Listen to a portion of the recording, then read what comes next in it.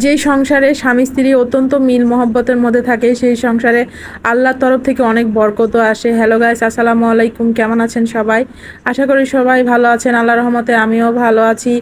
আর এই তো আজকে আপনাদের সাথে শেয়ার করব আমি আলু দিয়ে পটল দিয়ে গরুর মাংস। কে কে খেয়েছেন অবশ্যই কমেন্ট করে জানাবেন। এটা তো আমার কাছে খুবই পছন্দের একটি খাবার।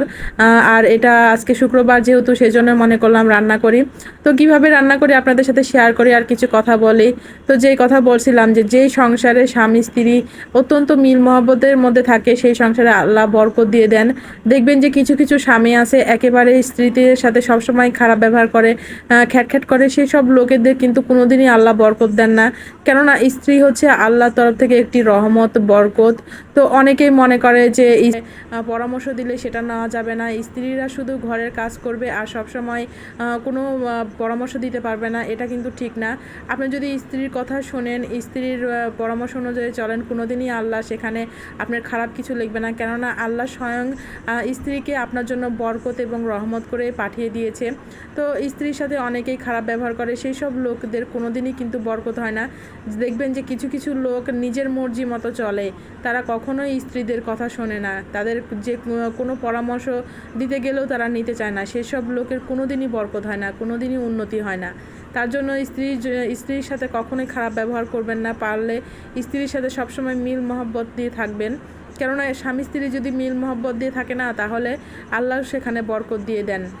অনেকে মনে করে যে অল্প বয়সে বিয়ে করলে স্ত্রীকে খাওয়াবো কি, পড়াবো কি, কিন্তু এটা কিন্তু ঠিক না। কেননা আমি আমার নিজের জীবন দিয়ে, আমি আমার ব্যক্তিগত জীবন দিয়ে আমি পরীক্ষা করে পাইছি যে অল্প বয়সে বিয়ে করলেই যে অনেক কষ্ট হবে, চলতে পারবো না, এটা কিন্তু ঠিক না। কেননা আমার হাজব্যান্ড খুবই অল্প বয়সে বিয়ে করছে, কিন্তু আল্লাহ কিন্তু আমাদেরকে বরকত ঠিকই দিয়ে দিছে। আলহামদুলিল্লাহ, আলহামদুলিল্লাহ।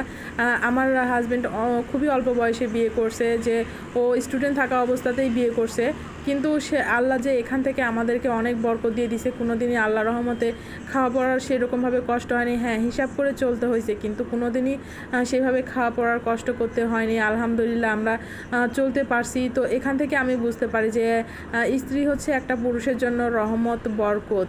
এই জন্য স্ত্রীকে সবসময় ভালোবাসবেন। আর স্ত্রীর কথা যদি শুনেন, সেখানে আপনার কখনোই ভুল হবে না, কখনোই আপনার ক্ষতি হবে না, বরঞ্চ লাভই হবে। তার জন্য স্ত্রীর কথা শুনবেন, স্ত্রীকে ভালোবাসবেন এবং স্ত্রীর সাথে সবসময় মিল মহব্বতে থাকবেন। যে সংসারে স্বামী স্ত্রীর মিল মহব্বত থাকে সেই সংসারে আল্লাহর রহমতও থাকে। তো ভিডিওটা কেমন লাগলো সবাই কমেন্ট করে জানাবেন। যারা ইউটিউব থেকে দেখছেন তারা অবশ্যই আমার চ্যানেলটা সাবস্ক্রাইব করে দিবেন, আর আমার পেজটাতে সবাই ফলো দিয়ে পাশে থাকবেন। সবাই ভালো থাকবেন, সুস্থ থাকবেন এবং আমাদের জন্য দোয়া করবেন।